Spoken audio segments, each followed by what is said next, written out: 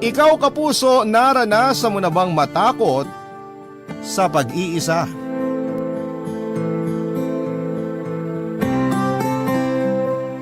Dear Papa Dudut, magandang araw sa inyo. Ako nga pala si Julia.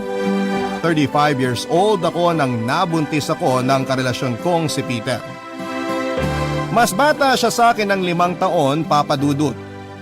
Nareto lamang siya ng dating katrabaho ko. Nung una ay gusto ko lang ng ka-fling. Hindi kasi ako noon mahilig sa commitment. Ang gusto ko lang noon ay may pampalipas ng oras at pangtanggal ng stress sa trabaho. Samantalang si Peter naman ay gusto niya dati na maging seryoso ang namamagitan sa amin. Hindi ko po binalak na makipagrelasyon kasi hindi yon ang priority ko. Pero dahil sa isang insidente ay napilitan akong pumasok sa isang relasyon kay Peter. Naging kami after niya akong mabuntis, Papa Dudut. Hinala ko na sinadya niyang buntisin ako para pumirmi ako sa kanya. Sinabi ko sa kanya na wala akong balak magkaroon ng anak at binanggit ko rin na balak kong ipalaglag ang nabuo namin. Sinubukan niya akong pigilan at nagtagumpay siya doon, Papa Dudut. Nakumbinsi niya akong ituloy ang pagbubuntis ko.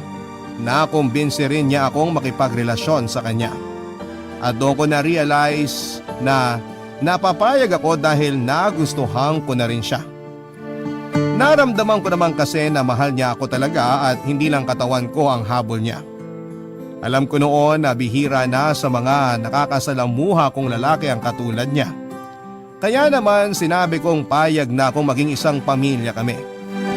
Sa mga unang buwan ng pagbubuntis ko ay naging supportive siya, Papa Dudut. Siniguro niyang maibibigay niya sa akin lahat ng kailangan ko at ng magiging anak namin. Inalagaan niya ako ng todo at doon ko talaga naisip na tamang pumirmi na ako sa kanya. Maswerte na ako noon sa kanya, Papa Dudut. Alam ko noon na kahit na anong mangyari ay hindi niya ako papayagan, lalo na ang magiging anak naming dalawa, Papa Dudut.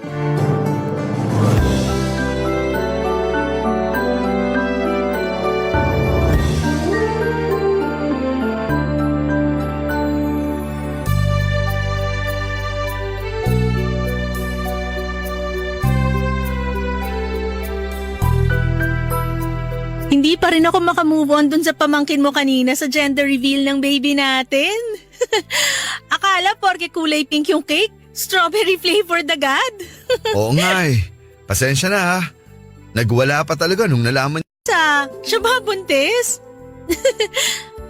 Oo nga pala. Peter, bukas samahan mo ako sa mall ha. Na naman? Paano na naman? Last week nag-mall na tayo ah. Nag-mall tayo last week kasi monthsary natin. Gusto ko lang namang mag-date tayo noon. Gusto mo na naman bang makipag-date bukas? Hindi naman. Bakit kailangan nating mag-mall? Bakit parang naiirita ka? Nakakapagod kasing pumunta ng mall. Tapos lalakad-lakad pa.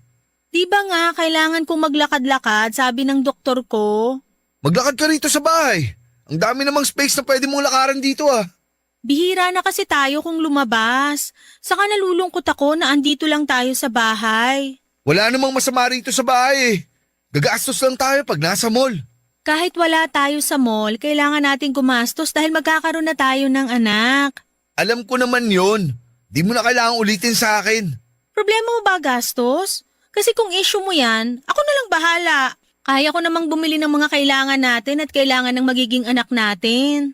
Tapos ngayon ipapamukha mo sa akin na di ko kayo kayang buhayin ng magiging anak natin. Ikaw nagsabi na gastos lang yung paglabas-labas natin. Anong gusto mong isipin ko? Ewan ko. Hindi ko alam kung anong dapat mong isipin. Tapatin mo nga ako, Peter. May problema ba? Wala. Peter. Hindi ko alam. Hindi ko alam kung kaya ko pa to. Anong ibig mong sabihin? Ay, hindi ko kayang buhayin kayong mag-ina. Kaya nga sinasabi ko kanina na ako na ang bahala sa gastos, diba? Hindi lang sa gastos eh. Ano pa? Ayokong maging tatay. Ngayon mo sasabihin yan sa akin? Hindi lilipas to. Matagal ko nang gustong sabihin sa'yo. Pero natakot akong sabihin kasi Ay, Bukod doon, ayoko na rin maging karelasyon mo. Huwag ka naman ganyan, Peter! Kung prank to, hindi nakakatuwa ah! Julia, sorry. Pero ayoko na talaga. Hindi! Hindi! Naguguluhan ka lang! Siguro napagod ka kanina kaya ganyan ka mag-isip. Matulog na tayo tapos bukas wala na yan. Sigurado ako. Julia! Itulog mo lang yan. Bukas sure ako. Gusto mo na uling maging tatay. Kinabukasan ay nadatnang ko ang sarili kong mag-isa sa kama. Iniwan ako ni Peter Papadudut. Kinuha na niya lahat ng mga damit niya at nag-iwan siya ng sulat sa akin at sinabing desidido na siyang umalis sa buhay ko. Tinawagan ko siya pero hindi naman siya sumasagot. Nakiusap ako sa mga kamag-anak niya na tulungan ako sa kanya at nahanap ko naman siya sa tulong nila Papadudut. Kinausap ko siya at pinapauwi na sa bahay pero ayaw na niya. Umuwi ako noon na mag-isa at iniyak ko ang lahat. Ilang beses akong nakiusap sa kanya na makipagbalikan na lahat ng yon noong binitawan ako ni Peter. Hindi ko na nakilala pa ang sarili ko mula nang iniwanan niya ako. Napabayaan ko ang trabaho ko Papadudut. Hindi ko na alam kung ano ang gagawin ko noon kaya nag-resign na lamang ako. Nagkulong ako sa bahay at walang ibang nilapitang tao. Nagkasakit ako at halos makuna na ako noon dahil sa lungkot at stress.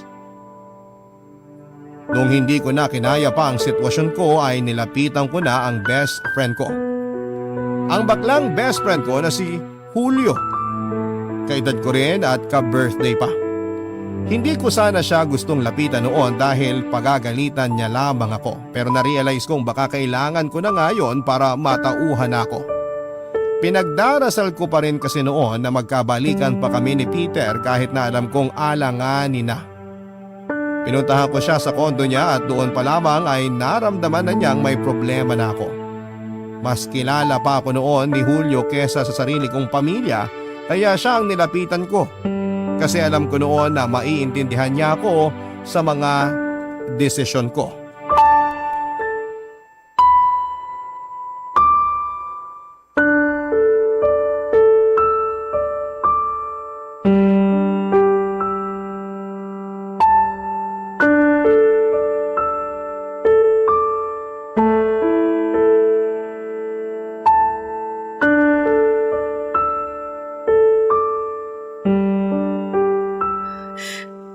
Pasensya ka na kung ikaw tong nilapitan ko ha.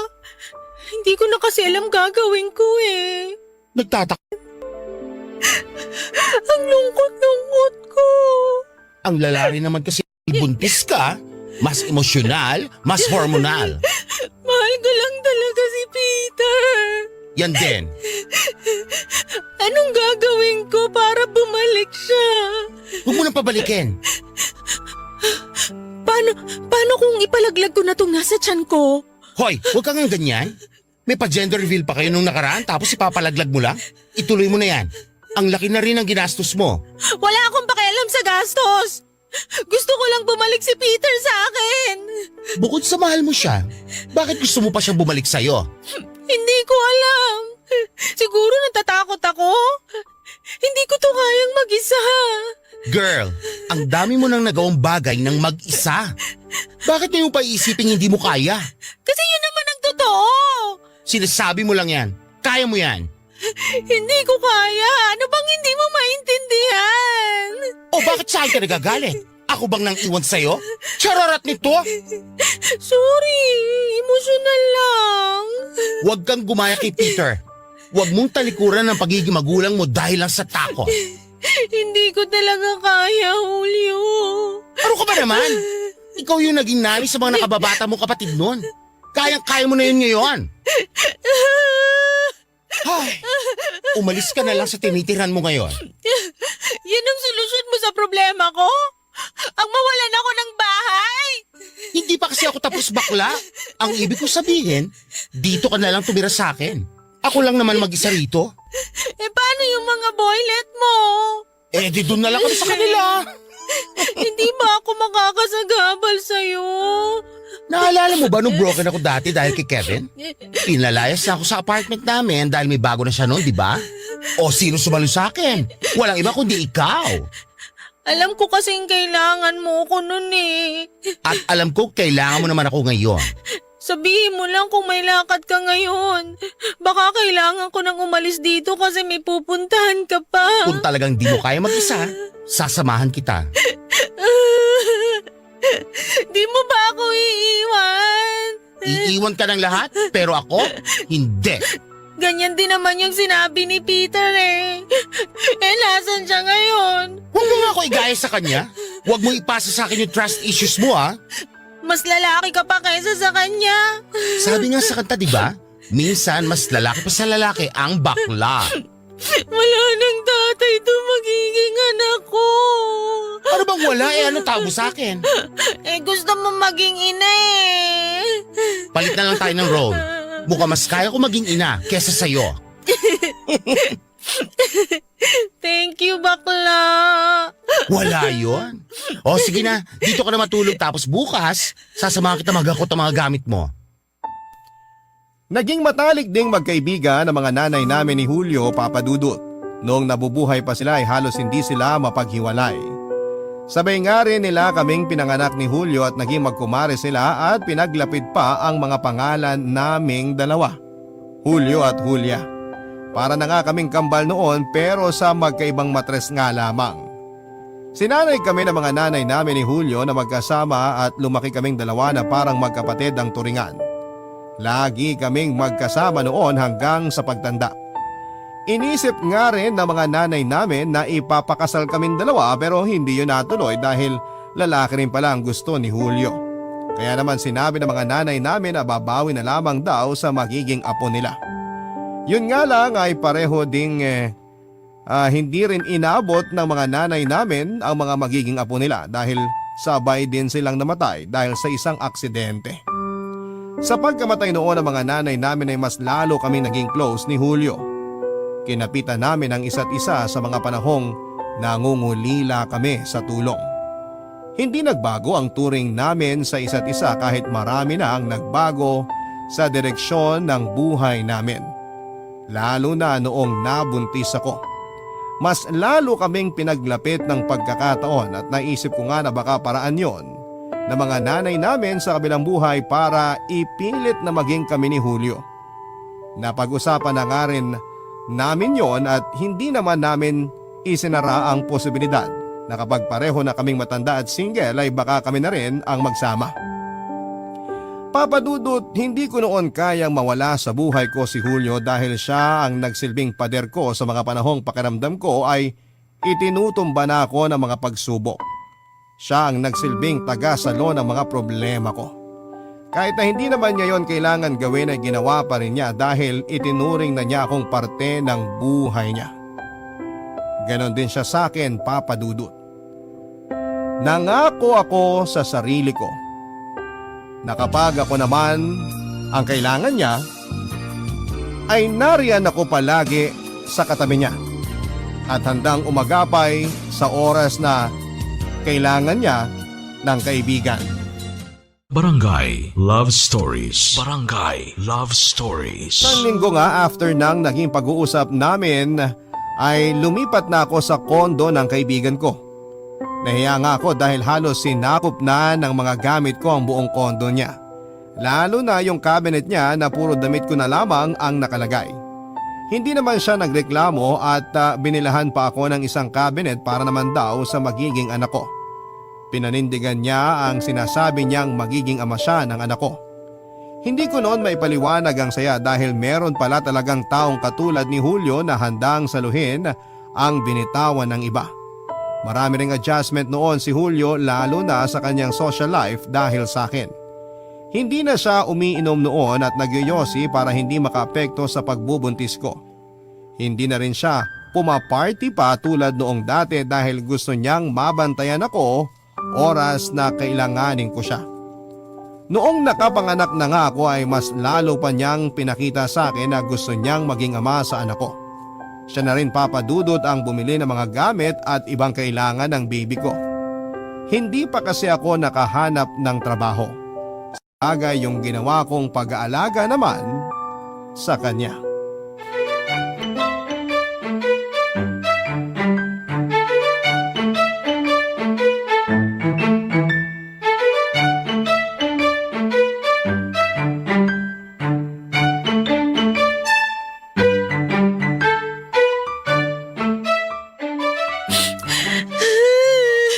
Oh, bakit ka umiiyak?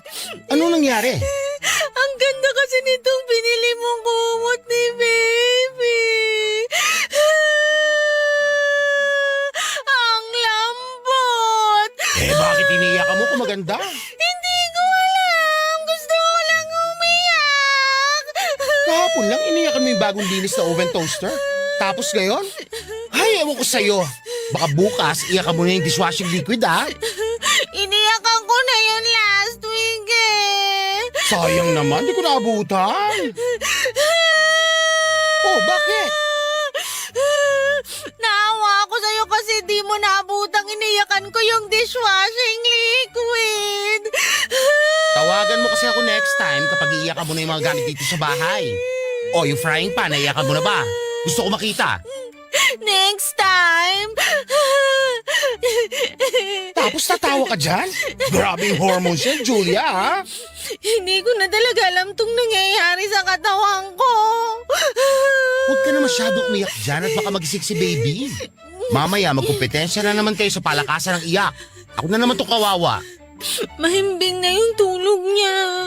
O siya, kung gano'n naman pala, magtulungan na tayo mag-ayos ng kalat dito bago pa siya magising. Ako nang bahala maglinis. Maligo ka na. Mamaya na ako maliligo after maglinis. Hindi na bakla.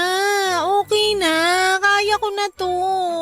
Bakit ba ayaw mo magpatulong, ha? Kaya ko naman kasi. Napagod ka mag-alaga kay baby kanina, tapos ngayon mag-aayos ka pa? Hindi magandang bugbugin mo yung sarili mo sa pagod. Baka mahawa mo si baby sa pagod. Nakapagpahinga naman ako kahit papano. Ah, hindi. Mas lalo tuloy ako nagwo-worry kay baby. Ako nang bahala rito sa kalat. Pumunta ka na sa kwarto. Bantayan mo na lang si baby. Hindi, tutulungan na kita bakla. Ang kulit naman, Bex! Napagod ka rin kasing magtrabaho kanina. Ano bang napagod nag-Facebook lang ako buong shift ko? Ang dami kong inad na boys, ha? Loka ka talaga? Nakonsensya lang ako sa wala. Bakit ka naman makokonsensya? Eh kasi ikaw tang bumubuhay sa amin ni baby. Itong pag-aayos na lang ng kondo mo yung natutulong ko. Ang laking bagay na nga sa akin na nalilinis mo tong kondo natin eh. Kondo mo. Kondo natin. Gusto ko lang namang makatulong kahit konti. Sabi ko nga sa'yo, ang laking bagay na nung pag-aasikaso mo sa kondo. Hindi ko na kailangan kumuha ng kasambahay. Nakatipid tuloy ako. Paano bang nakatipid eh? Ang laki na ng nagastos mo kay baby. Feeling ko hindi ko siya ginagastusan. Di ko naman ramdam. O edi ikaw na tong busog ang bank account. Gaga! Hindi ko lang maramdaman na gumagastos ako ng malaki kasi natutuwa ako kapag naibibigay ko yung kailangan ni baby. Bakla, O ano yun? gawa na tayo ng baby. Ew! Baklang to? Kilabutan ka nga sa sinasabi mo? Eh kasi mukhang nai-enjoy mong maging daddy. Panindigan na natin. Tumigil ka kung ayaw mo pakuluan ko yung matris mo para hindi na gumana. Ang harsh mo naman kay mommy. Family planning, bakla! Tama na isang baby! Ay, tumatawag yung inorderan ko ng damit ni baby. Sagutin ko lang ah. Sige, sagutin mo na. Puntahan ko lang si baby. Namiss ko bigla eh.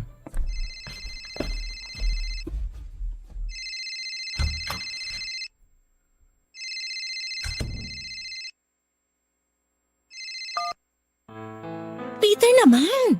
Sabi ko sa'yo mamaya ka na tumawag, di ba? Namiss ko kasi kayo ni baby.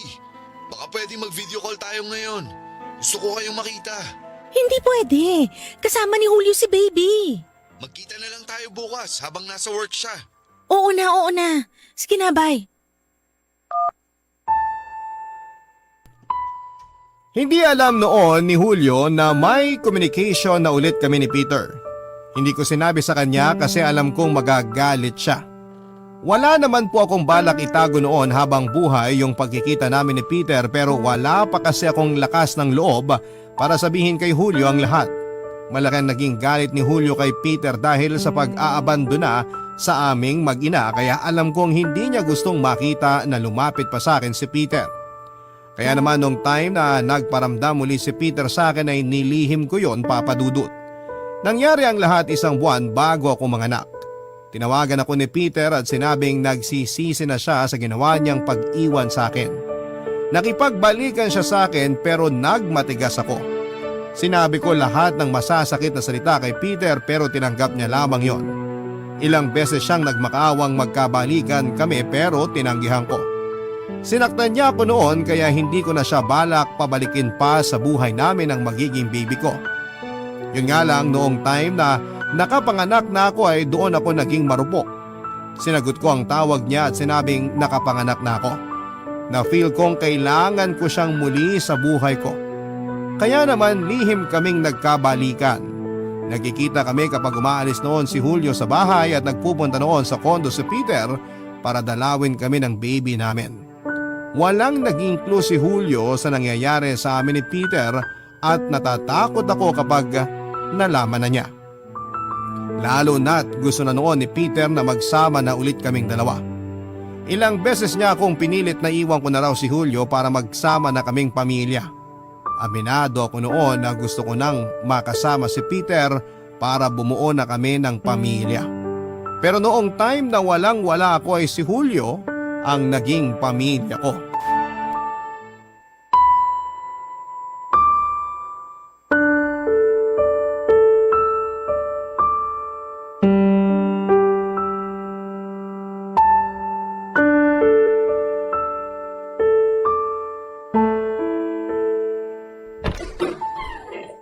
Kanina pa ako kumakatok dito.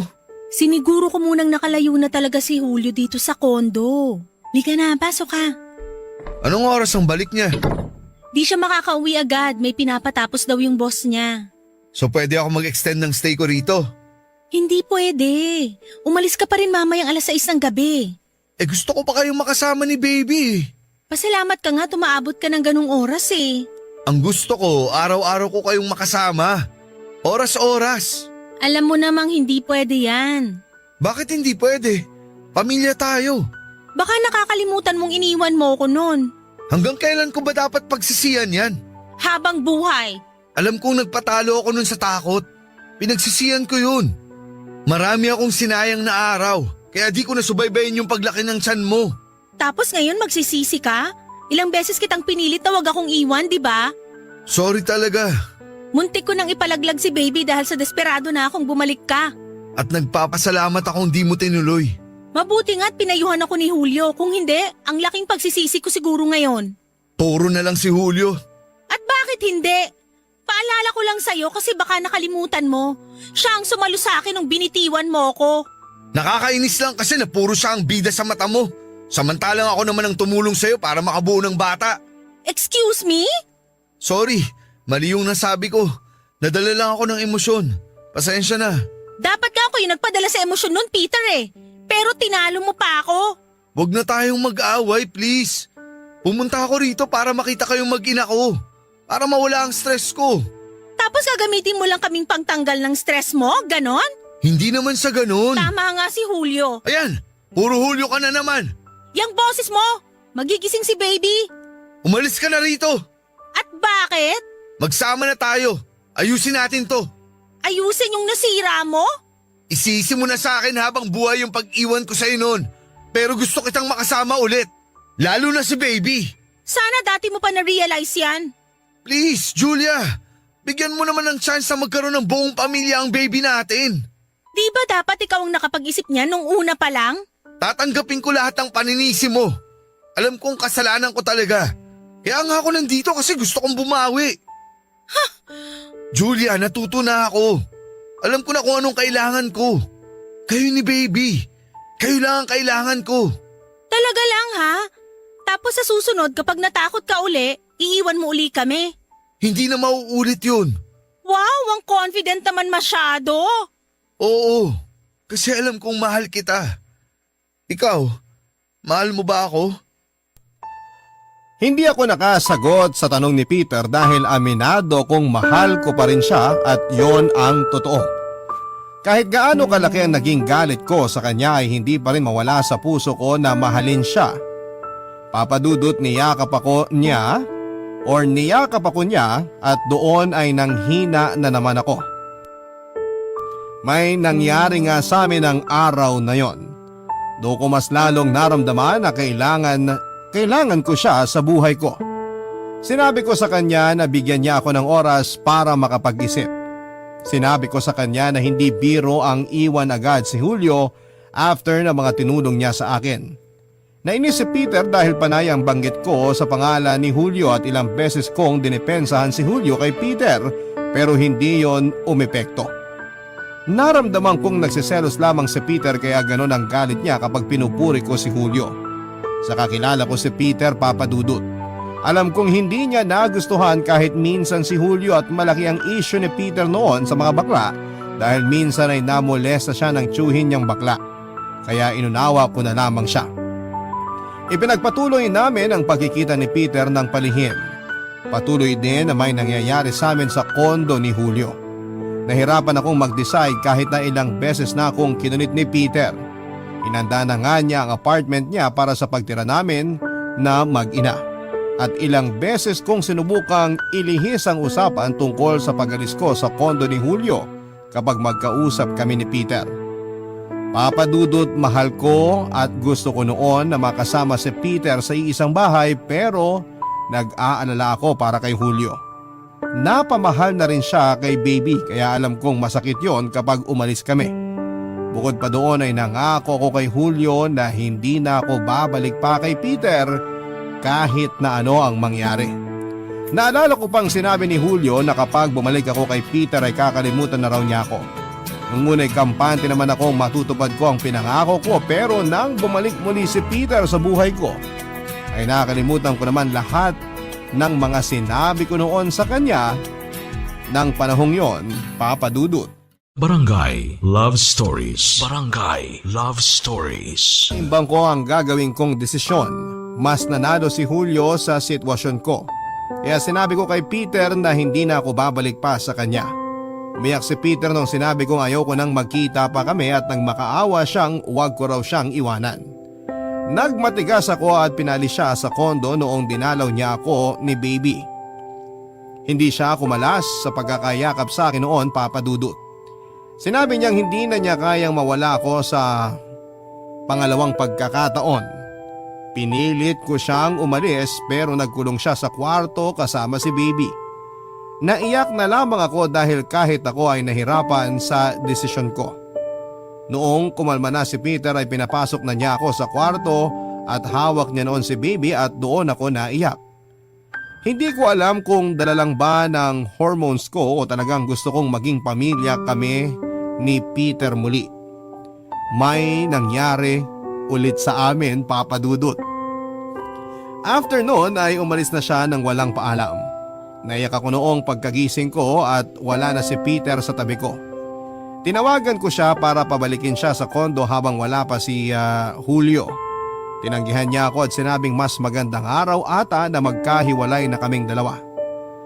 Kinulit ko siyang bumalik at ginawa naman niya at nag-usap kami ng masinsinan sa naging desisyon ko. Bago gumabi ay umalis na siya ng kondo dahil pabalik na rin noon si Julio.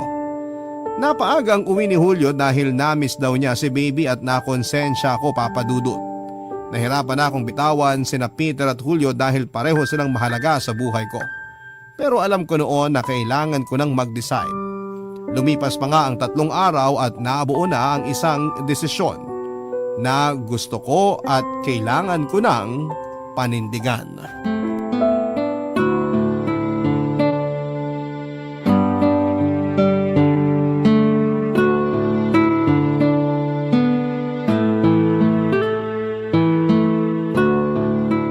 Napatulog ko na si baby. Mas kaya mo talaga siyang patulugin kaysa sa akin, no? Kasi ako naman yung totoong nanay niya. Mukha naman. Okay ka lang ba, girl? Oo naman, bakit? Kanina ka pa maputla eh. Puyat lang to. Alam mo namang ilang araw na akong pinapahirapan ni baby sa gabi. Ang hilig kasing matulog ni baby sa tanghali eh. Ayan tuloy, ang active sa gabi. Oo nga eh. Bakla, nag-worry na ako sa'yo ha. Bibili ako ng vitamins mo para sa dugo. Nakausap mo na ba yung OB-GYN mo kung anong pwede sa'yo? Puntahan ko siya bukas. Samahan kita. Day off ko naman saka... Oy! Julia, ba't bigla ka tumakbo?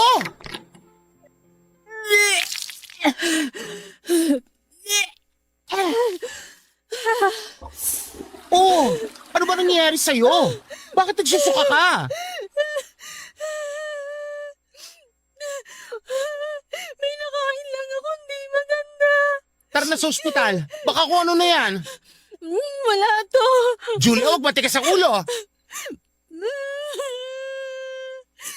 Julio, I'm sorry. Bakit? Buntis ako. Buntis? Paano? Sorry. Ano bang dapat ikasorry mo, bakla? Padadagdagan na ako ng baby. Sana baby boy naman ngayon. Julio. Teka, hindi naman ako ang ama niyan, no? Bakla, ginapa mo ba ako? Yung totoo. I'm sorry. So, sa akin yan? OMG, nanay na, Kes! Hindi. Ay, akala ko naman... Kay Peter. Ano? I'm sorry, Julio. Kay Peter? Nagpabuntis ka na naman kay Peter? Paano? Hindi ko sinasadya. Hindi sinasadyang ano? Magpabuntis sa lalaki ng iwan sa'yo? Nagsisi na raw siya.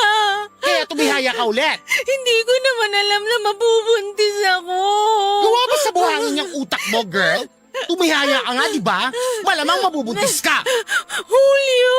Julia naman! Alam mo kung anong ginawa sa'yo ng lalaking yung dati. Alam ko. Hindi ko naman yun nakakalimutan. Eh bakit hinayaan mo siya bumalik? Ganyan ka na ba katanga? Sobra ka naman magsalita. Ikaw ang sobra! Hindi ka na naman nag-iisip! Tapos kayo, ano mangyayari? Ipapaako mo na naman sa akin yung bagong responsibilidad ng lalaking yon! Sinabi ko pag ipapaako ko sa'yo. Hindi ko siya ipapaako sa'yo. Ako nang bubuhay sa mga anak ko. Ah, talaga? Kaya mo na?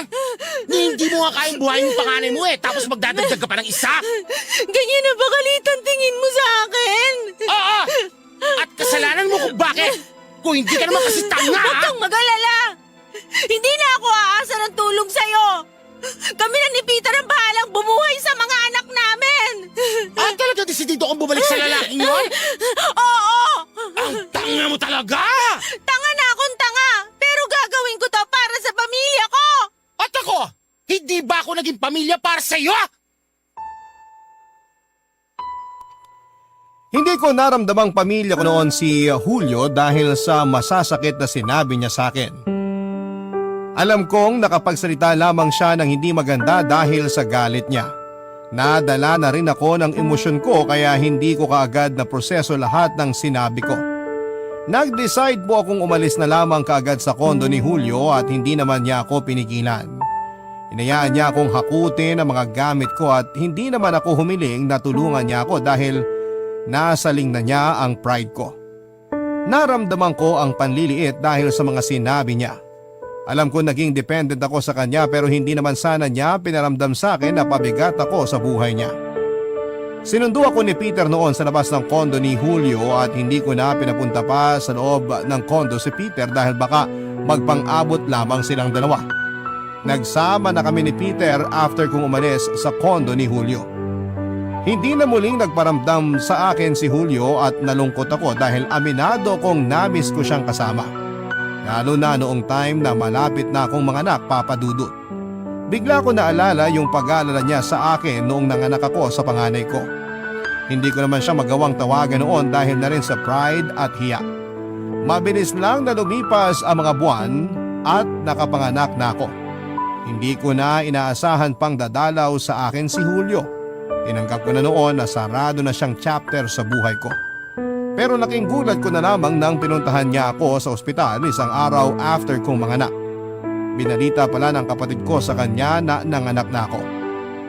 Nagbaba siya ng pride at pinuntahan ako. Hindi ko man maamin noon, Papa Dudut, pero ang saya ko. Naiyak na ako noon pero pinigilan ko na lamang dahil na rin sa pride na nararamdaman ko.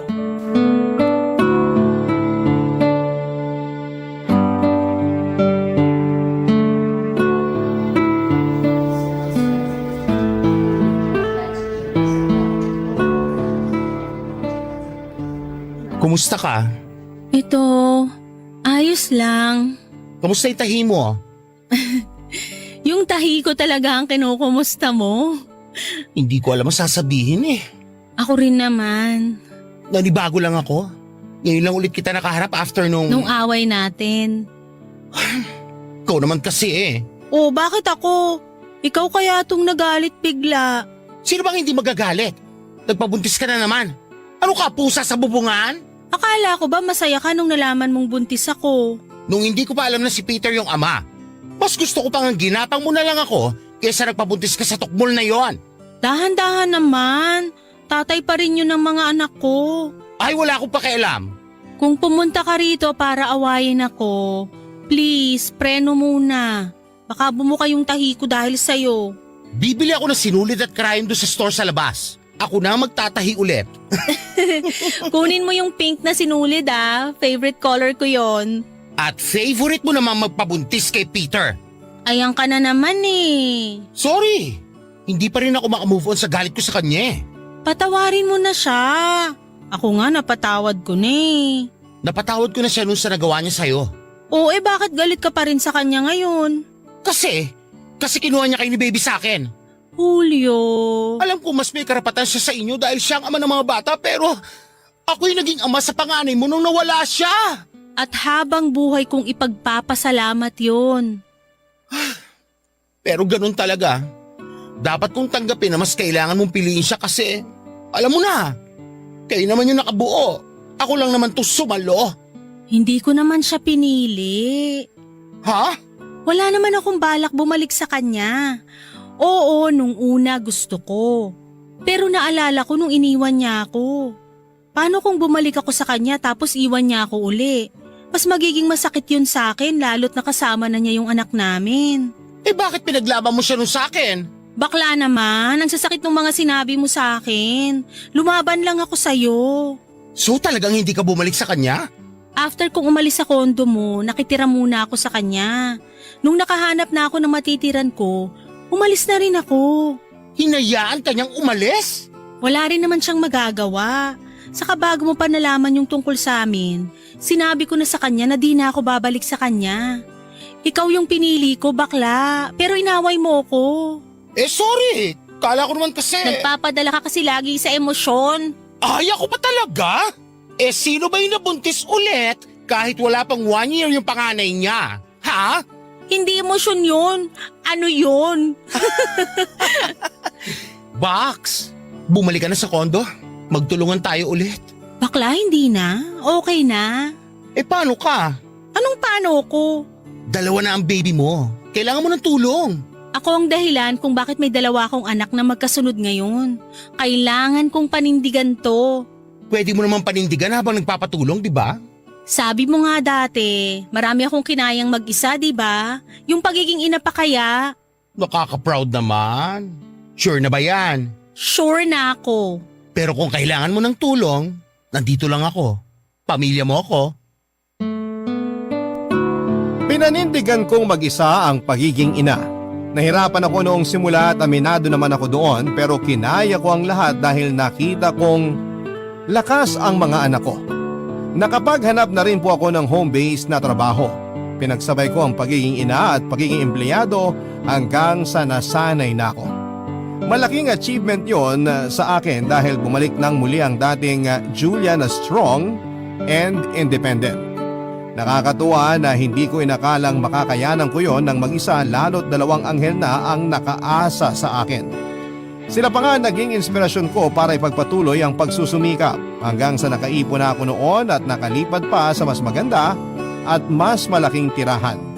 Nakayanan ko na rin makabayad ng yaya para sa mga anak ko at nabawasan kahit papaano ang load ng hirap sa akin noon. Tinulungan pa rin naman ako ni Peter at Julio, lalong-lalo na si Julio. Sinisigurado niyang may malalapitan ako oras na kailanganin ko ng tulong. Bawat tawag ko noon ay sinasagot niya kahit alanganin pa ang oras. Nagkapatawaran na kami sa mga hindi magagandang sinabi namin sa isa't isa. Madali lang noon ang magpatawa dahil malaki ang pagmamahal namin sa bawat isa. Sa ngayon po, Papa Dudut, ay wala pa rin akong karelasyon dahil mas gusto kong ituon muna ang oras ko sa mga anak ko. Nag-ibang bansa na rin si Peter para mas malaki ang maisustento niya noon sa mga anak namin.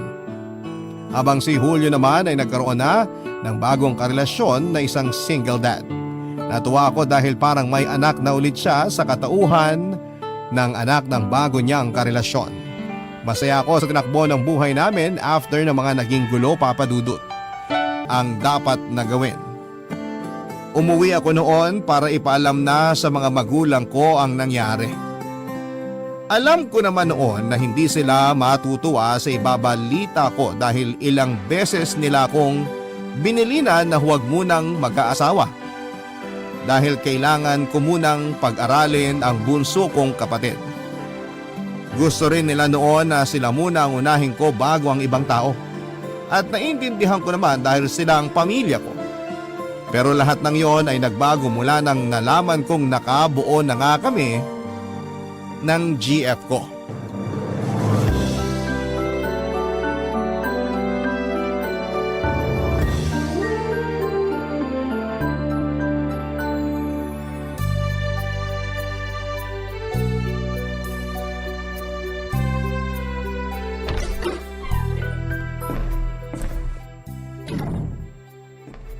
Nay! Tay! Renny Boy! Saktong uwi mo, nak! Kakatapos ko lang magluto ng spaghetti. Ibaba mo na muna yung bag mo para makakain ka na. Sino pang may birthday? Birthday agad! Hindi ba pwedeng sahod mo lang kaya ako naghanda? Memoryado nyo na talaga ang sahod ko na Hindi naman mahirap isaulo ang 10 at 25. Ako nga po minsan nakakalimutan kong sahod na pala. Makalimutan ng lahat. Wag lang ang sahod mo, anak. Naka-withdraw ka na ba? Bukas pa po. Sira yung ATM sa trabaho kaya di ako nakapag-withdraw. Sayang naman. Akala ko mababawi ko na tong ginastos ko sa spaghetti. Galing kasi to sa ipon ko Nabawasan tuloy. Hayaan nyo, bukas meron na. Gusto mo, ipagkatiwala mo na lang sa akin ang ATM card mo para ako na lang ang mag-withdraw. Maraming ATM dito sa atin. Ako na lang ang mag-aasikaso para hindi ka na mahirapan. Ang nanay talaga.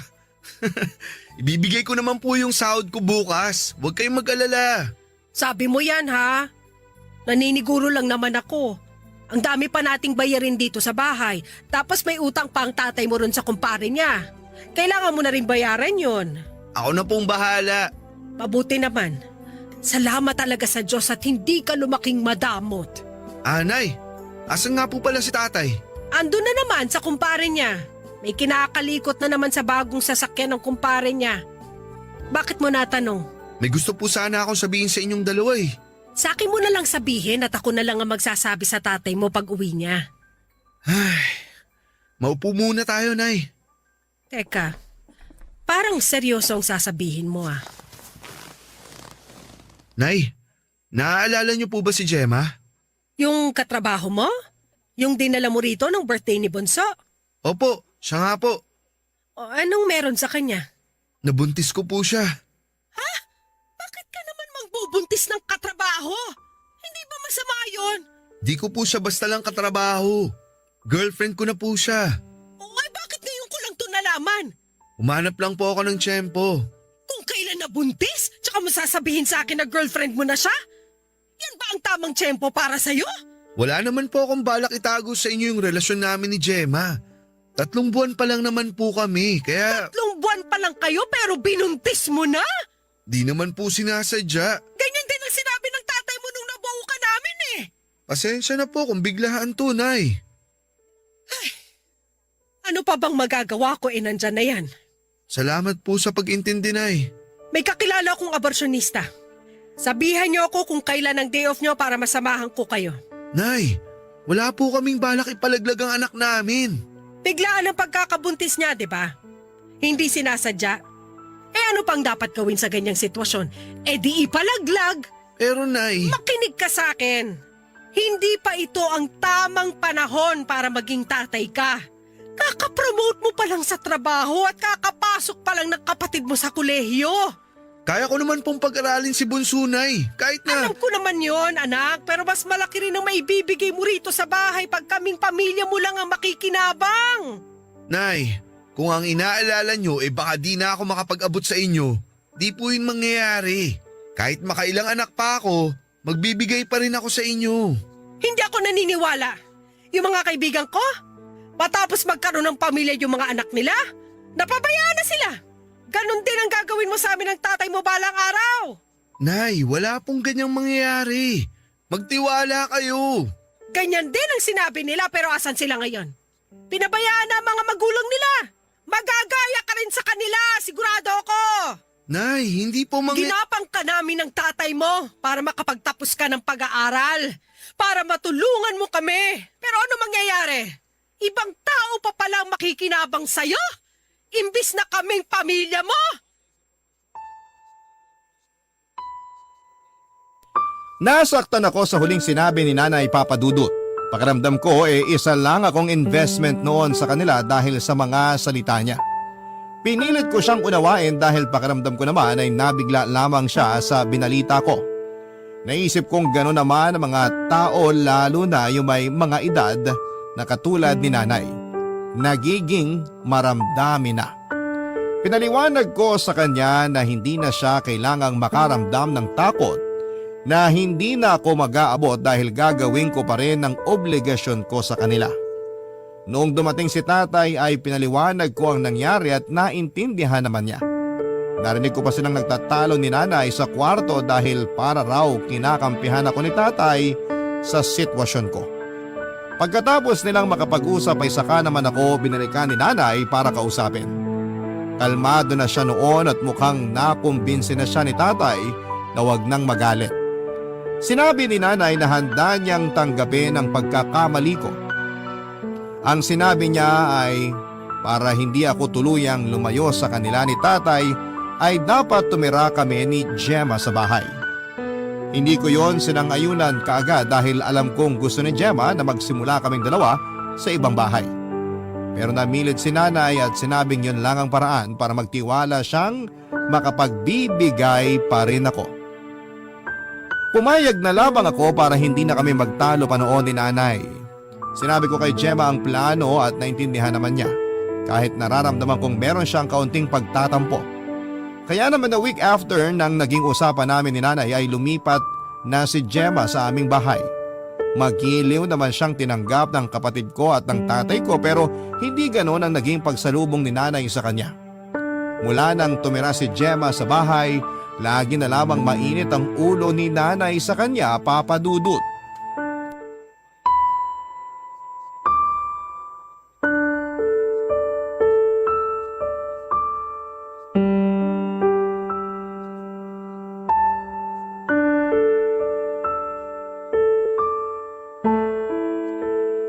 Pagod na nga ako galing sa labas. Mapapagod pa ako rito sa bahay. Ang dami na namang kalat. Nay, rinig po ang sigaw niyo sa labas ng bahay. Pakihinaan niyo naman po. Napapansin ng mga kapitbahay. Nakakaistorbo po. Nakakahiya. Hayaan mong mapansin nila. Para marinig na rin nila na puro na lang problema ang inaabot ko rito sa pamamahay na to. Pwede naman natin pag-usapan ng maayos to, Nay. Di na kailangang magbunga nga. Nakakahiya talaga sa kapitbahay. Kanina pa sila padaan-daan sa tapat ng bahay natin eh. Mukhang kailangan ko idaan sa pagbubunga nga ang lahat eh. Aalis ako malinis ang bahay tapos uuwi akong ganito kagulo? Hindi na punasan ng mesa. Lalagamin na naman yan. Yung lababo, puro hugasin. May mga baso pa sa sala. Ano ba naman klaseng bahay to? Pagsasabihan ko po si Bunso. At pagbibintangan mo pa ang kapatid mo sa dumi ng bahay na to? Siya lang naman po yung maghapong nandito sa bahay eh. At anong tawag mo kay Gemma? Parehas lang sila ng kapatid mo maghapon dito sa bahay. Kakausapin ko rin po si Gemma. Mabuti pa nga!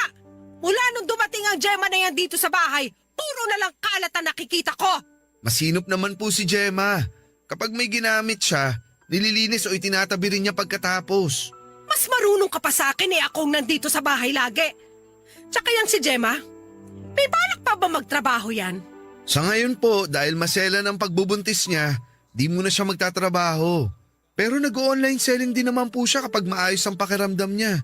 Napaka-arte naman ng asawa mo!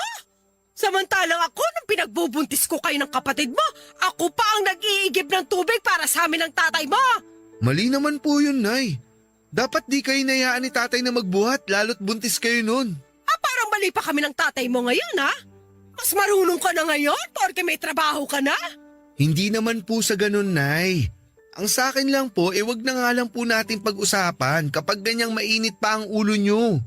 Papasok po muna ako sa kwarto para makapagbihis. Tapos tutulungan ko na kayo maglinis dito sa bahay. Mabuti pa nga!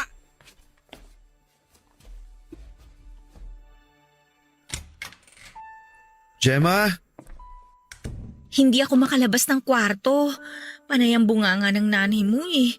Kanina pa ako naiihi. Halika, sama na kita. Kailan ba tayo aalis dito? Alam mo naman ang sitwasyon ko, di ba? Paano naman ang sitwasyon ko? Sa tingin mo, maganda ba sa pinagbubuntis ko ang ma-stress dahil sa pagbubunganga ng nanay mo? Ayaw niya lang kasi ng maruming bahay. Ganun naman ang mga nanay. Sino ba naman kasi may gusto ng maruming bahay? Pero Rene boy, hindi naman ako nagkakalat dito sa bahay niyo eh. Nandito lang ako sa kwarto maghapon kasi nga nahihilo ako. Kung lalabas man ako, para lang magbanyo. Dahil ayoko nga magtagal sa paligid ng nanay mo. Intindihin mo na lang si nanay. Tumatanda na eh. Hindi dahilan ng katandaan para mangbastos ng iba, no? Di ka naman binabastos ng nanay. Nagbubunga nga lang siya dahil sa kalat. Pero ako ang pinagbibintangan niya eh. Hindi ba kabastusan yun? Hindi ka naman niya pinagbibintangan. Ano bang hindi? Narinig ko usapan ninyo. Hindi mo na kailangang pagtakpan ng nanay mo. Mainit lang ang ulo ni nanay. Mula nung dumating ako dito, lagi na lang mainit ang ulo niya. Ngayon lang ako magsusumbong sa'yo kasi sobra na eh. Lagi na lang niya akong pinaparinggan. At pag nagdadala siya ng bisita rito sa bahay ninyo, ako lagi ang ginagawa nilang topic. Lagi niya akong sinisiraan sa mga bisita niya. Hindi ko naman may pagtanggol ang sarili ko dahil wala ka rito. At syempre, ayoko mas magkasamaan pa kami ng loob ng nanay mo. Hayaan mo, pagsasabihan ko si nanay. Para ano? Para mas lalo pa niya akong pag-initan. Anong gusto mong gawin ko? Umalis na tayo rito. Bumukod na tayo. Yun ang dapat na gawin mo. Ako naman ang pagbigyan mo para sa anak natin. Gemma. Ayokong umabot tayo sa ganito pero mamili ka na lang. Kaming mag-ina mo o ang nanay mo? Hindi ako natuwa na pinapili ako ni Gemma sa pagitan nila ni nanay. Nagtampo ako sa kanya at napansin naman niya yon. Nagsorry siya kaagad sa akin at sinabing nadala lamang siya ng emosyon. Umiyak na rin siya dala ng sobrang stress na nararamdaman kay nanay. Doon ako naawa kay Gemma kaya naman kinausap ko si nanay. Nagalit si nanay noong nalaman niyang gusto ni Gemma na bumukod na kami. Muntika pa niyang suguri noon si Gemma kung hindi lang siya napigilan ni tatay. Kinausap ko si Gemma at tumingi pa ako ng kaunting panahon sa kanya para makasundo niya si nanay. Gumawa ako ng paraan para makapag-usap si nanay at Gemma pero talagang hindi naging maganda ang resulta. Nung una nakikipag-cooperate pa si nanay at pinakikisamahan si Gemma. Pero nang tumagal ay bumalik pa rin sa dati si nanay. Nagtiis pang muli si Gemma dahil wala rin naman siyang ibang mapupuntahan. Gusto pa rin niyang makasama ako kaya pinili niyang makisama kay nanay. Napansin ko noong tumagal na parang nawala ng gana si Gemma na kumain o lumabas man lamang ng kwarto.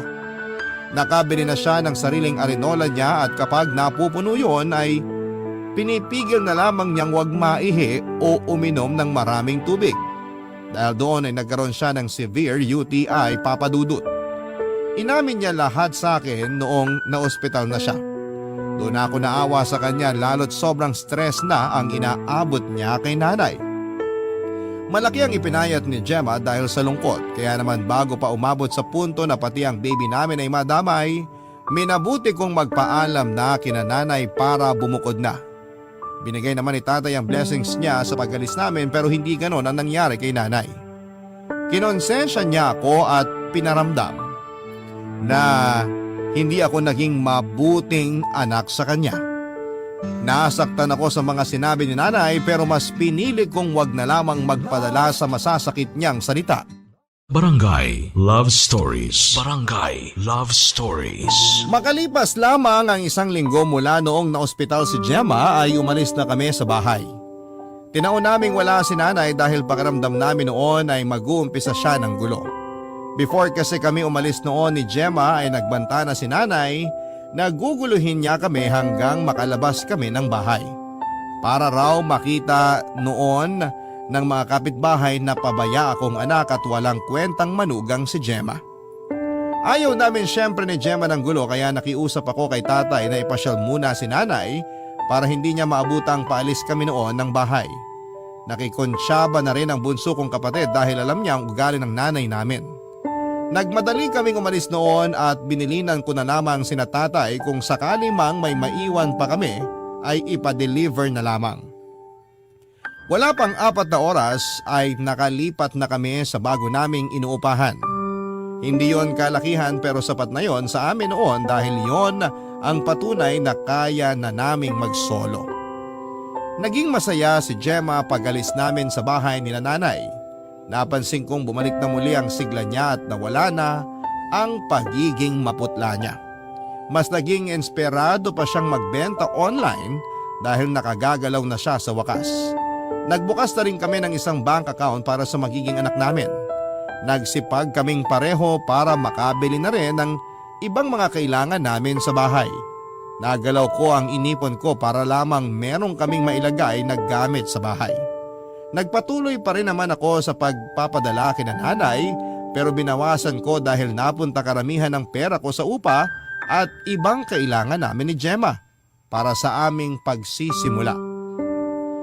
Inunawa naman yon ni tatay at siya na nga ang nagsabi na wala namang problema dahil meron naman daw silang naitabi ni nanay.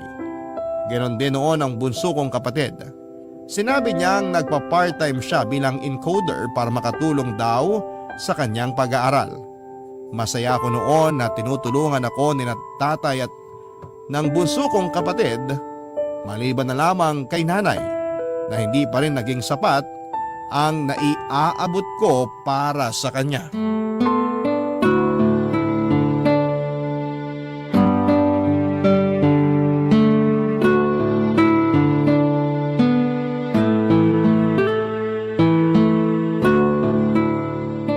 RB, bukas pala dadaan yung pinsan ko ha.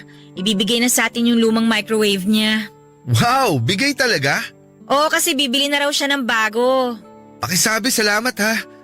Malaking tulong yung microwave na ibibigay niya para makapagpainit ka ng gatas mo. Napansin mo na yata na lagi ako nagpapainit ng gatas sa kalan ha. Bakit kasi di mo inumin agad para di na lumamig? Para di mo na kailangan initin ulit. Ninanamnam ko kasi yung gatas habang nagmumuni-muni. Ayun, sa sobrang tagal ng pagmumuni-muni ko, lumalamig na yung gatas ko. Pag meron na tayong microwave, kahit 8 oras ka pang magmuni-muni, okay lang. Makakatipid na rin tayo sa gas. Lalo na ikaw. Hay, naku lang talaga. Oh, bakit naman ako? Kala mo hindi ko napapansin? Lumamig lang ng konti ang ulam mo, gusto mo na kagad ipainit. Kinakabag kasi ako kapag malamig na yung pagkain ko eh. Ay, sandali lang Gemma ha. Tumatawag si nanay. Sige lang, ayusin ko lang yung mesa para makakain na tayo. Okay, sagutin ko lang to saglit. Hello, Nay? Rene Boy, asan na yung padala mo? Nay, bukas na lang po, pwede. Nakalimutan ko mag-withdraw eh. Nagmadali ako makauwi kasi maaabutan na ako ng ulan. Lagi na lang nadedali ang padala mo ah.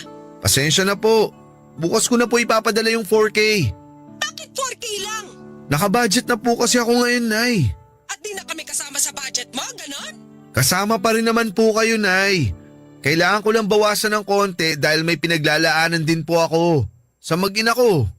Sana maintindihan nyo. Hindi ko maintindihan kung bakit kailangan mong bawasan ang ipinapadala mo sa amin dito. Para lang dyan kay Gemma. Hindi lang naman po to para kay Gemma. Para rin po sa magiging apo nyo. At saka kailangan ko rin makabawi sa ginastos namin sa paglipat namin. Nag 2 months deposit at 2 months advance din kasi kami rito. Tapos bumili pa kami ng ibang gamit namin. Tsaka… Wala na akong pakialam dyan. Ang sa akin lang sana, sumunod ka pa rin sa usapan. Pumayag na nga akong umalis kayo sa bahay, di ba? Tapos ganito pa pala mangyayari. Saan kami dadalhin ng 4K na ipapadala mo, ha? Kulang yon para sa 15 days namin. Alam mo naman kung gaano kasiba kumain ng tatay mo. Hayaan nyo, Nay. Nas-cut off naman malaki-laki ang makukuha ko dahil sa OT. Ibibigay ko na lang sa inyo lahat yon. Ang gusto ko, ibalik mo sa dati ang sustento mo sa amin. 6K dapat para sa 15 days. Sisikapin ko po. Pero sana ngayon maintindihan yung 4K lang talaga ang kaya ko. Bakit kasi hindi pa magtrabaho yan si Gemma? Para makatulong naman siya sa gastusin. Nung ako yung nabuntis, nagtatrabaho pa rin ako. Magkaiba po kayo ng kalagayan ni Gemma. Mahina po at sakitin si Gemma. Nag-iingat lang po kami. Ang sabihin mo, masyado mong sinusunod mga kapritsyo niya sa pagbubuntis. Kaya naman niya Masyado mo lang bine-baby. Nay naman. Ang laki ng pinagbago mo. Ngayon pa lang na hindi pa nanganganak ang asawa mo, pinagdadamutan mo na kami? Paano na lang kapag nanganak na siya? Di ko naman po kayo pababayaan, Nay. Bigyan niyo lang sana ako ng ilang buwan para maayos ko ulit yung budget ko. Paano naman ang bunso mong kapatid? Malapit na rin ang bayaran sa school nila. Alam nga namang pati yun pababayaan mo pa. Nakapag-usap na kami ni Bunso, Nay. Kaya nga po siya nagtatrabaho ngayon para makadagdag sa... Hindi ka ba naawa sa kapatid mo na bugbog na nga sa pag-aaral pati pa sa trabaho? Paano pa siya makakapasa niya kung hindi siya makakapag-focus sa pag-aaral niya? Kaya ni Bunso yan, Nay. Siya nga rin ang may gusto magtrabaho para raw may pera rin siya. Ako pa rin naman ang magbabayad ng tuition niya at saka... Nay? Hello? Nay? Nay? Binabaan ka na naman ng nanay mo, no? Pangit lang siguro yung signal. Siguro nga.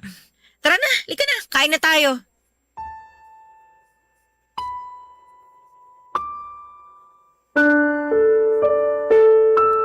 Papadudot dahil sa lakas ng boses ni nanay habang kausap ako sa phone ay narinig tuloy ni Gemma ang usapan namin.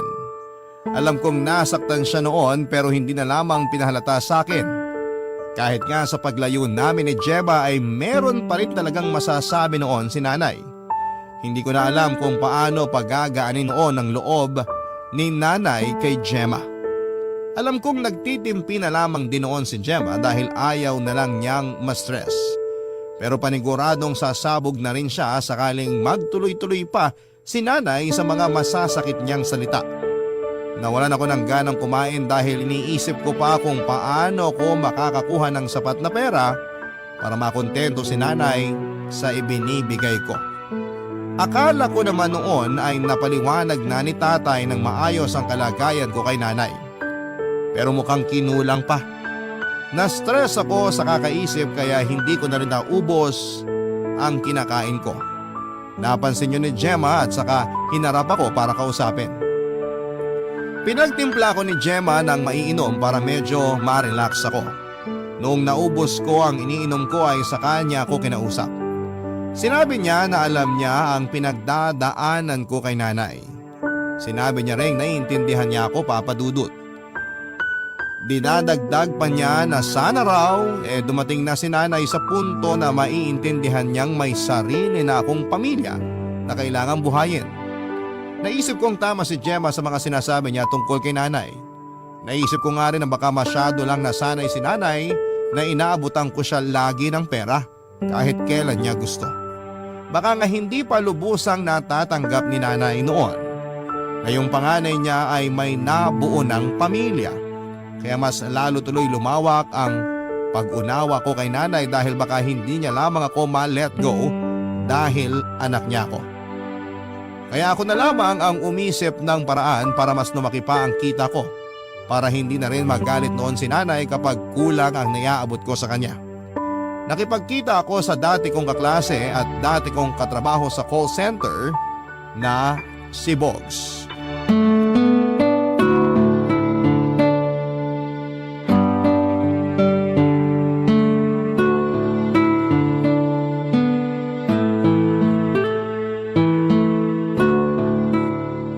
Kumusta ka na, Bogs? Mukhang asensado ka na. Hindi naman. Guminhawa lang ng konti. Anong konti? Panay kaya out of town mo. Saka panay ang picture mo sa bagong sasakyan at relo mo. Last month lang nag-tour ka sa Canada, di ba? Ah, napansin mo pala? Ini-enjoy ko lang naman ang pinaghihirapan ko.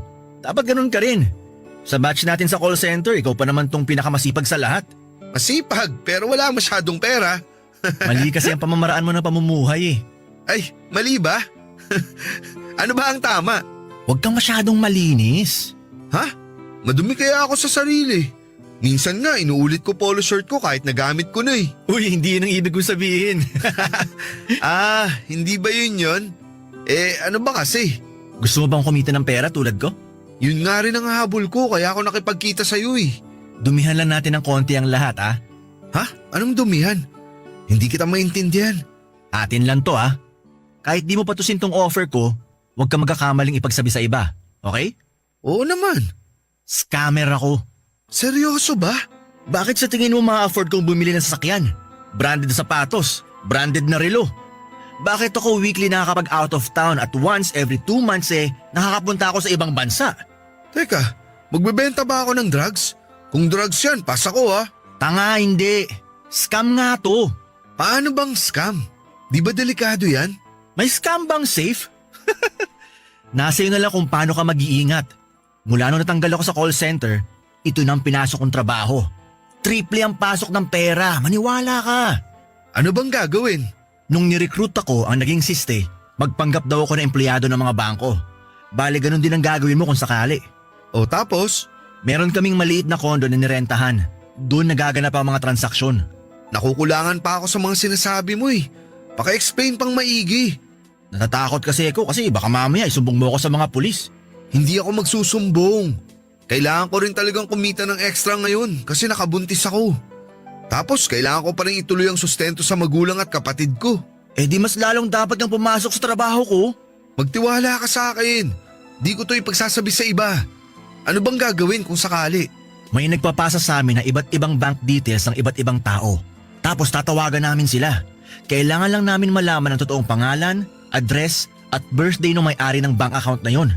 Tapos magpapanggap kami ng agent ng bangko na kesyo may mga reward na kailangan i-convert to cash dahil malapit na mag-expire. At ito ang pinaka-importante. Kailangan lang namin i-record yung pagbanggit nila ng account number at birthday nila para matransfer na namin yung pera nila sa amin. Buti naniniwala yung mga tinatawagan nyo. Laganap sa Facebook yung mga ganyan eh.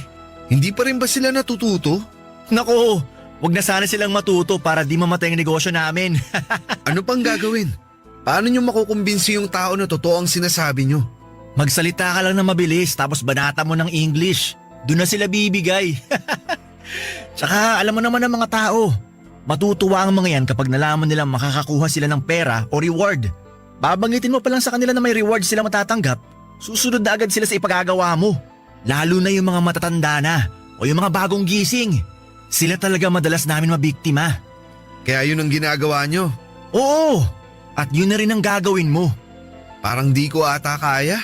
Ganyan din ako sa simula. Madali lang to, promise. Ay, sige, go pa rin ako. Basta walang sabit dito ah. Maniwala ka pare. Walang kasabit-sabit to. Natakot man pero kinagad ko pa rin ang proposal ni Bogs sa akin, Papa Dudut. Nalaman ko na nakarami na rin pala siya ng kuha ng pera sa iba't ibang tao. Meron din naman daw noon na pumapalya siya pero hindi naman nahuhuli. Kapag alanganin raw yung nasa kabilang linya, si Bogs na rin mismo yung magbababa ng tawag para hindi na matrace pa yung number niya. Yon ang sinabi niya sa akin. Dinagdag din niya na matututunan ko rin daw na makaramdam kapag mapapahamak na ako sa kausap ko sa kabilang linya. Parang gusto kong umatras noon, Papa Dudut, pero noong pinakita sa akin ni Bogs ang mga pumapasok na pera sa kanya ay nainganyo na ako. Nakiusap na lamang ako sa kanya na huwag niyang ipapaalam sa iba naming kakilala na kasangkot ako sa ginagawa niya. Nangako naman siya at kinabukasan ay pinakilala na niya ako sa boss niya. Agad naman akong natanggap noon dahil merong nag-resign. Kaya on the spot ay nakapagtrabaho kaagad ako. Pinakitaan nila ako ng dapat gawin at may notes din na dapat kong sundin. May templates na rin na pwede ko ring pagbasehan just in case nakabahan ako at mawala sa sarili. Nakabantay naman noon si Bogs sa akin para alalayan ako. Kapag may mga alanganin akong mapapapayag ay pinapasa ko kay Bogs ang tawag para siya nang makipag-usap. Nahirapan ako sa una dahil walang kumakagat sa mga sinasabi ko at natataon na aware ang mga natatawagan ko sa scam, Papa Dudut. Doon ako madalas nakakaramdam ng kaba dahil pinagbabantaan na ako at hindi pa ako sanay doon. Mabuti na lamang at andon lagi noon si Bogs para hilahin kaagad ang telepono sa akin kapag wala na akong masabi. Gusto ko na noon na sumuko sa trabahong yon dahil parang wala naman akong kikitain. Pero isang araw, nakatawag ako ng isang matandang babae. Pinagkatiwala niya ang bank account details niya at aminado kong nakaramdam ako ng konsensya. Pero mas inuna ko ang kalagayan ng mag-ina ko at ng nanay ko. Kaya pikit mata akong ng scam sa matandang yon. Barangay Love Stories. Barangay Love Stories. Nagtuloy-tuloy ang ginawa kong pang-scam mula noong natutunan ko na ang tamang teknik. Masyado ko na-inspire sa laki ng nakuha ko mula sa 4 na na-scam ko. Kaya naman tinutukan ko na yon ng husto. Nag-resign na rin ako sa trabaho dahil balak kong magtrabaho ng 12 hours doon sa pinasukan namin ni Bogs. Hindi ko naman pinaalam kay Gemma o kahit kinananay na umalis na ako noon sa dati kong trabaho dahil paniguradong marami silang itatanong. Mabuti na nga lang at hindi na nagtanong pa si Gemma sa mga katrabaho ko noon kung kumusta na ba ako dahil tiyak na mapipilitan akong aminin sa kanya ang katotohanan. Nagsabi na lamang ako kay Gemma na madalas akong mag-OT. Masyado akong nag-iingat noon, Papa Dudut, kaya hanggat maaari ay hindi ko nakakausap si Bogs kung wala naman kami sa condo slash opisina namin. Naibalik ko na rin sa dati ang sustento ko kina nanay. Natuwa ako dahil hindi na nagbubunga nga pa si nanay. Dinagdagan ko na rin yung sustento nila para hindi na niya pag-isipan pa ng hindi maganda si Gemma. Pinahinto ko na rin sa pag-sideline yung bunso namin para hindi na siya mahirapan sa pag-aaral niya. Nasabi rin kasi ni nanay na bumababa daw ang grades ni bunso dahil nga nahahati na ang atensyon niya sa pag-aaral at sa pagtatrabaho. Pumayag naman si bunso at para may pera pa rin siya noon ay pinadadalhan ko na rin siya ng palihim. Hindi ko yon sinabi kay Gemma lalo na yung dagdag na sustento na ibinibigay ko kina nanay. Ayoko na rin kasing makarinig kay Gemma ng pangaral dahil nung mga nakaraan ay puro siya pangaral sa akin na akala mo ay bata ako na nagkakamali. Naintindihan ko naman ang gusto niyang sabihin kaso hindi ko yon kailangan dahil mas lalo lamang bumababa ang aking moral.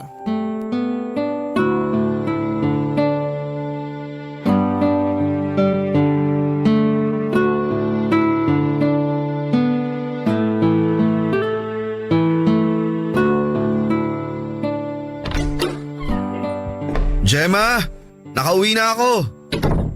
Kumain ka na? Kumain na, pero kung gusto mo, pwede naman akong kumain ulit. Tapos na rin akong kumain. Nakapag-vitamins ka na ba? Kanina pa. Gusto mo matulog na tayo? Pwede bang mag-usap muna tayo? Papangaralan mo ba ako ulit? Kung oo, baka pwedeng sa day off ko na lang. Pagod kasi ako eh. Pumunta rito ang nanay mo kanina. Oh, inaway ka na naman ba? Hindi nga eh. O bakit parang disappointed ka pa? Parang mas gusto mong inaaway ka niya. Hindi yun eh. O sige na nga, pag-usapan na lang natin kung ano yung bumabagabag sa'yo. Dali na. Masaya ang nanay mo kanina. Binalita niya sa akin na marami ka na raw binibigay sa kanyang pera. OA naman ni nanay. Di naman masyadong malaki yun. Baka good mood lang siya. Pinakita niya sa akin lahat ng pinapadala mo. RB, doble na ang binibigay mo per cut-off sa sahod mo? Oo. Eh bakit hindi mo man lang sinabi sa akin? Hindi ba yung mga ganyang bagay dapat pinag-uusapan natin yan? Eh sa tingin ko di ko na rin naman dapat sabihin sa'yo. Maliit na bagay lang naman yun. Paano bang maliit na bagay? Alam ko kung magkano ang sinasahod mo. Kung ganong kalaki ang natatanggap ng nanay mo, paano tayo? Huwag kang mag-alala. Di naman ako nagkukulang ng inaabot sa'yo eh. Kailan ba ako pumalya sa pagpapasok ng pera sa savings natin? Di naman tayo kinukulang sa pang-araw-araw natin. May extra pa nga, di ba? Doon nga ako nagtataka eh. Kasi alam ko kung magkano ang kinikita mo. Pero sobrang inaabot mo sa aming lahat. Naipon lang yun mula sa mga OT ko sa trabaho. Kahit maipunan ka pa ng OT, hindi ka aabot sa ganong kalaking pera. Magpakatotoo na tayo, ano ba? Wala ka bang tiwala sa akin, Gemma? Masyado bang mababa ang tingin mo sa akin para di ako makakuha ng malaking sahod? Hindi yan ang ibig kong sabihin. Mabuti pa si nanay. Kahit nagbubunga nga sa akin na-appreciate pa rin niya lahat ng binibigay ko. Pinamumukha mo ba sa akin na hindi ko na-appreciate ang mga ginagawa mo? Parang ganun kasi ang tono mo eh. Iba lang kasi ang kutob ko eh.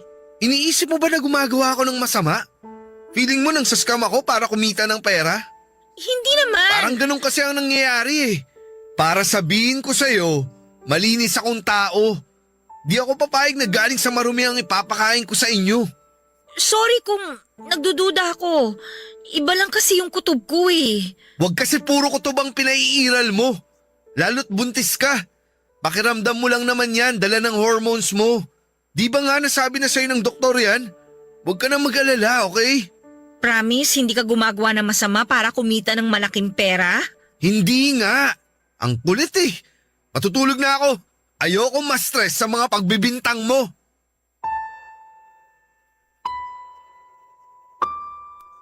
Papadudot, inunahan ko ng magalit si Gemma bago pa tumindi ang kanyang paghihinala.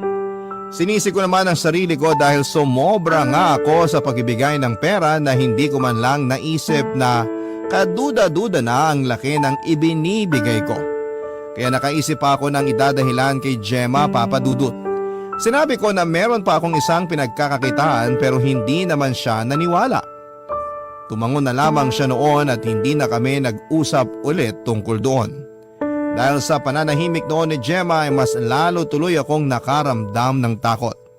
Naisip ko na baka mas lalo siyang mag-imbestiga bilang gawain niyo ng mga babaeng naghihinala. Pinuntahan ko si nanay para sabihin sa kanya na huwag nang ipaalam kay Gemma na nag-aabot ako sa kanya ng sobra. Nagalit pa si nanay nung una dahil bakit daw nakikialam si Gemma. Pinakalma ko siya at sinabing hayaan na lamang niya dahil buntis nga si Gemma.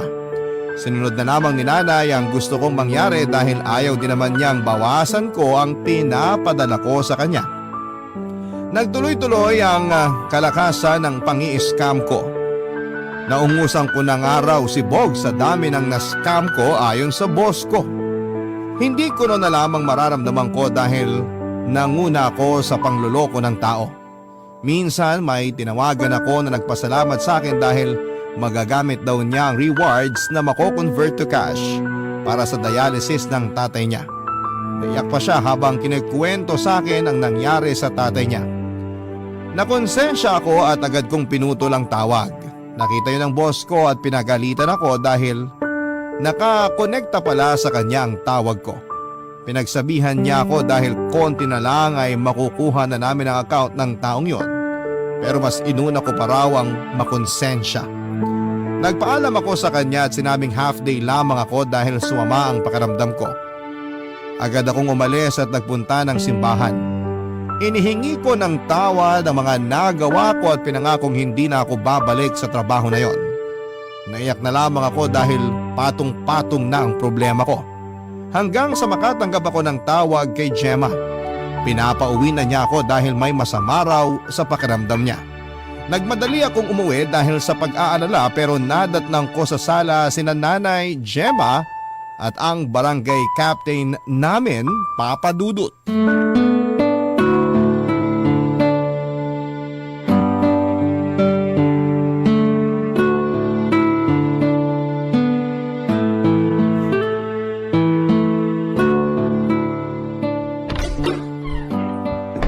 Nay, ano to? Nak, mabuti dumating ka na. Maupo ka muna. Ba't po kayo nandito, Kap? Sinadya talaga kita rito, Rene Boy. Nalaman na namin ang ginagawa mo. Uy, Gemma, anong mayroon? May lumapit sa akin na nakakilala ko. Diretsahin mo na nga ako, Gemma. Huwag mong sigawan ang asawa mo. Ikaw na nga ito may atraso. Ikaw pa may ganang manigaw. Hindi ko nga alam, Kap, kung anong atraso ko eh. Parang pinagbibintangan niyo ako na may ginawa akong masama. Hindi to bintang lang. Yung asawa ng kakilala ko, nahuli dahil nangi-scam sa mga bank account ng kung sino-sino. Sinasabi mo bang nang sa-scam ako? Hindi ko lang basta sinasabi to kasi totoo ang sinasabi nila. Nahuli na yung asawa ng kakilala ko at kasali ka sa listahan ng iba pang huhulihin. Kaya ako pumunta rito dahil kinausap ako ng nanay mo para matulungan ka. Nay, pati ba naman kayo ilalaglag niyo ako? Kapakanan mo lang ang iniisip ko. Kapakanan ko o kapakanan nyo? Lahat naman kayo di nyo naiisip kung anong pakiramdam ko eh. Lahat kayo puro pera lang ang habol nyo sa akin. Pag di ako nakapag-abot, matik masama na ako sa inyo. Kapag may inaabot naman ako, pinag-iisipan nyo pa rin ako ng masama. Pwede ka naman magkapera, pero sana hindi sa masamang paraan. Alam mo bang pwede na kita ipahuli anumang oras? Kung hindi lang dahil sa nanay mo. Hindi dahil sa nanay ko, di ako magkaaga nito. Talagang ako pa ang sinisi mo? Maayos naman tayo dati kung hindi ka lang nakabuntis ng maaga. Ha? So sa akin naman po ngayon ang sisi? Meron pa bang iba na dapat sisihin dito? Dahil sa'yo, nasira ang budget ni Rene Boy. At dahil sa'yo, kaya napilitang gumawa ng masama tong anak ko. Pwede bang iisang tabi niyo muna mga personal niyong galit sa isa't isa? Huwag niyong kalimutan kung anong dahilan kung bakit tayo magkakaharap ngayon. Kailangan nating itama kung anong nagawang mali ni Rene Boy. Sobra na kasi itong nanay ni Renny Boy Cap eh. Lagi na lang nagagalit sa akin. Lagi na lang ako yung sinisisi niya. Kasalanan ko ba kung kailangan ako yung unahin ngayon ni Renny Boy? Hindi niyo ba naiisip na apo ninyo tong ipinagbubuntis ko? Baka gusto mong itakwil ko pa magiging anak mo. Pweh! Pasalamat kayo't matanda kayo kung hindi baka pinatulang ko na kayo eh. Masalamat ka, buntis ka, kasi kung hindi, baka kinaladkad na kita. Tama na sabi! Hayaan niyo sila, Kap. Oh, ayos ka lang ba, Rene Boy? Ako? Ayos? Ayos na ayos, Kap. Ako pa ba? Wala naman ako ibang choice kundi maging ayos, di ba? Pasensya na kung nadamay ka pa, Kap. Maayos pa natin to. Kilala ko naman ang pamilya nyo, lalo na ikaw. Alam kong nagipit ka lang sa sitwasyon mo. Pwede kitang matulungan. Hindi na, Kap. Tumawag na lang kayo ng pulis. Ipakulong niyo na ako. Ngayon na! Ano bang sinasabi mo, anak? Nababaliw ka na ba? Nakakabaliw maging anak mo, Nay! Binigay ko na lahat sa'yo, pero kulang pa rin talaga. Ni minsan, di ko naramdaman na sinuportahan niyo ako. Ni minsan, di niyo inintindi yung kalagayan ko. Tuwing nagkakasakit ako, wala kayong ibang inisip kundi sayang naman yung sasahurin ko kung di ako papasok. Mas nag-aalala ka pa sa sahod ko kaysa sa akin, anak niyo. Hindi totoo yan! Hindi ko na alam ang totoo, Nay. Sa pinapakita niyo sa akin, pakiramdam ko ginagawa niyo lang akong investment. Hindi ko lang matanggap na nakapag-asawa ka agad. Ano kung nag-asawa ako agad? Pinabayaan ko ba kayo? Hindi naman, di ba? Nag-aabot pa rin ako sa inyo pero gusto nyo pa rin makipagkompetensya kay Gemma sa binibigay ko. Gusto nyo, di kayo malalamangan. Eh dapat lang naman dahil nanay mo ko. Opo, nanay ko kayo. Di ko na yun matatanggal pa sa pagkatao ko. Pero sana, maisip nyong tao lang din ako. Napapagod din ako, Nay. Kung bumuman ako ng pamilya ngayon, hayaan niyo ako. Kasi nasa edad naman na ako eh. At di naman ako nagkulang sa inyo. Bakit ba ang hirap para sa inyo na tanggapin yun? Saka mo ako maiintindihan ng husto kapag lumabas na ang anak mo. Ngayon pa lang naiintindihan na kita, Nay. At salamat dahil sa inyo, natuto ako. Natuto ako na balang araw, kapag lumaki na ang anak namin ni Gemma, hindi ako gagaya sa inyo. Hahayaan ko ang anak ko mag-enjoy sa perang pinaghihirapan niya. Hindi ako hihingi. Hindi ako magdedemand. Susuportahan ko sa lahat ng bagay na gusto niya. Hindi ako gagaya sa inyo na puro pera lang ang mahalaga.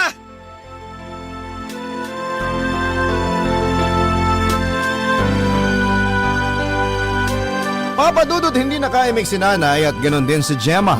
Kahit si Kap noon ay natulala na lamang sa mga sinabi ko. Naiyak ako habang hawak ang ulo dala ng sobrang stress sa kalagayan ko at sa inabot ko sa mga inaabot ko kina nanay. Maya-maya pa ay naramdaman kong lumapit si nanay para yakapin ako. Umiyak siya at inihingi ng tawa ng mga nagawa niyang kasakiman sa akin. Sinabi niyang nadala lamang at nasilaw siya ng pera dahil masyado ako maluwag sa kanya. Sumunod na yumakap sa akin si Gemma para ihingi ng tawad ang maiksi niyang pasensya sa akin.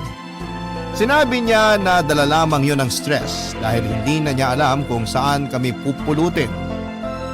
Lumapit si nanay kay Gemma para humingi ng tawad at ganoon din naman si Gemma kay nanay.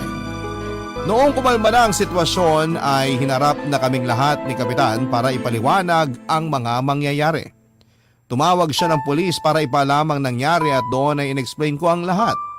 Nakipagtulungan na rin ako kapalit ng paglaya ko, Papa Dudut. Pansamantala ay lumipat muna kaming pamilya sa ibang lugar para sa ikakatahimik naming lahat. Nahuli na ang mga dapat mahuli pero hindi pa rin ako kampanteng manatili noon sa aming lugar dahil sa takot. Mabuti na lamang at pumayag ang pamilya ko ang ma-relocate kami. Sa ngayon ay nagsisimula kaming muli sa mga buhay namin. May napasukan naman akong trabaho kaya lang maliit ang sahod. Magkakasama kami sa isang bahay ni na Gemma, ang kapatid ko at ang mga magulang ko. Nagkasundo na rin sa wakas sina nanay at Gemma, may maliit na negosyo na rin silang dalawa, Papa Dudut, at yon ang pinagkakaabalahan nila. Si tatay naman ay namamasada ng tricycle habang ang bunso namin ay pumasok bilang assistant sa isang printing press. Hindi man kalakihan ang mga kinikita namin pero masaya ako dahil tulong-tulong kami sa pag-asenso. Papa Dudut,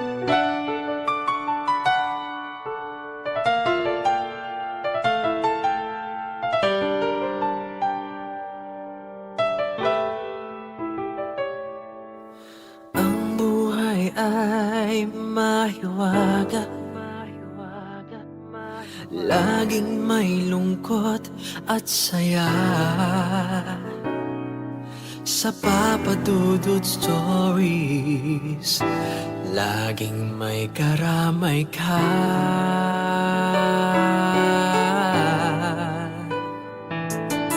Mga problemang kaibigan, dito ay pakikinggan ka. Sa Papa Dudut Stories, kami ay iyong kasama. Dito sa Papa Dudut Stories, ikaw ay hindi nag-iisa.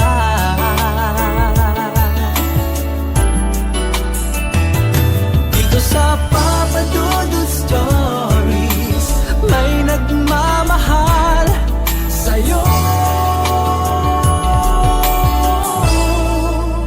Papa Dudut Stories,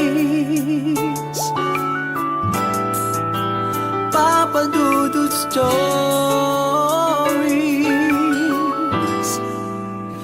Papa Dudut Stories.